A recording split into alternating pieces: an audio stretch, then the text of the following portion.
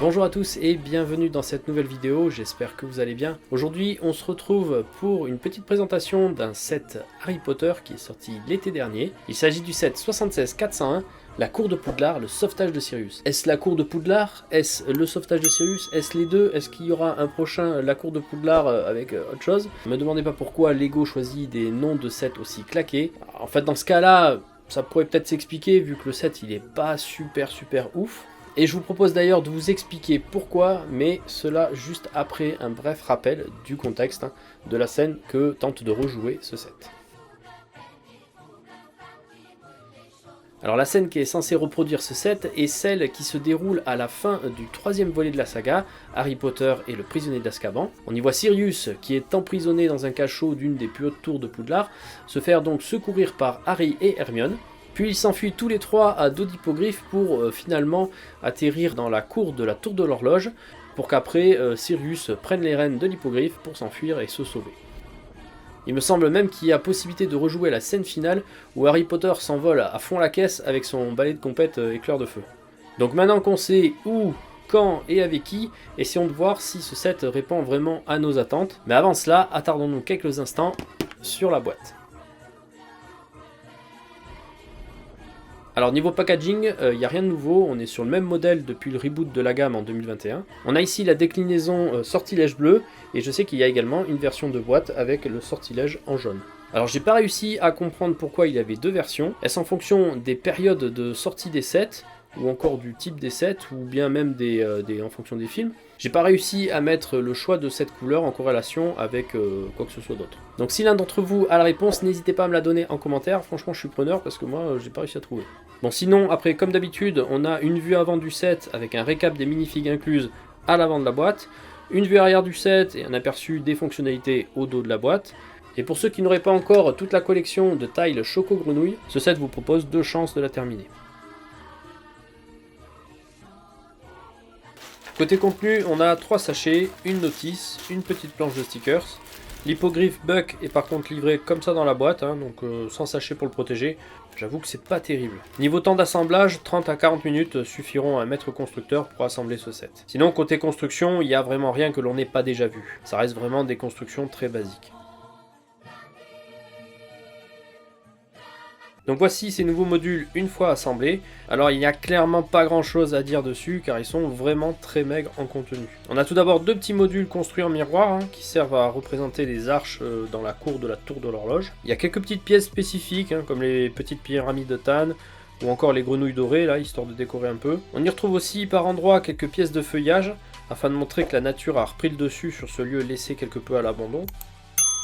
Ensuite, il y a 3 autres modules empilés les uns sur les autres pour représenter la tour dans laquelle était retenu prisonnier Sirius. Le module du bas, qui est vraiment hideux, contient un escalier en colimaçon. Le module au-dessus, qui est guère plus travaillé, contient une table sur laquelle est posé éclair de feu, le balai sur lequel Harry s'envole dans la scène finale du film.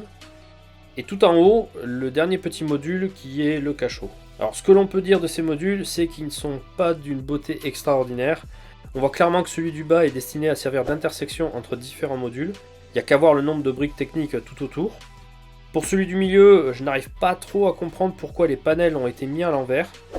Seul le module du haut s'en sort pas trop mal au final avec une utilisation astucieuse d'une plaque tournante pour implanter le cachot à 45 degrés. Cachot qui n'est pas trop mal fichu non plus, il faut le dire. Comme il y a plein de briques techniques sur le module du bas, vous vous doutez bien qu'il y a plein de configurations possibles, comme celle-ci par exemple, ou encore celle proposée à la fin de la notice, où l'on peut voir une suggestion de configuration avec tous les modules, excepté bien sûr les sets promotionnels, celui de la chambre de Gryffondor et du grand escalier. Et pour finir, petite construction de quelques pièces qui servent d'accessoires. Il s'agit là du repas pour Buck. En parlant d'hippogriffe, regardons un petit peu à quoi il ressemble et voyons également ce que les minifigs ont à nous proposer. Buck a juste droit cette année à un nouveau coloris et une nouvelle tempographie, mais le moule reste le même que celui utilisé pour le Buck du set de la hutte de Hagrid. Donc comme l'ancien, il est en 2 parties, ce qui permet de lui baisser la tête. En voyant ses ailes de cette couleur flat silver, on pourrait penser qu'un nouveau coloris nous est proposé. Bah non, même pas. Lego a dû sortir un vieux lot d'ailes des cartons, puisque ce coloris a été proposé pour la dernière fois en 2015 dans un set des elfes.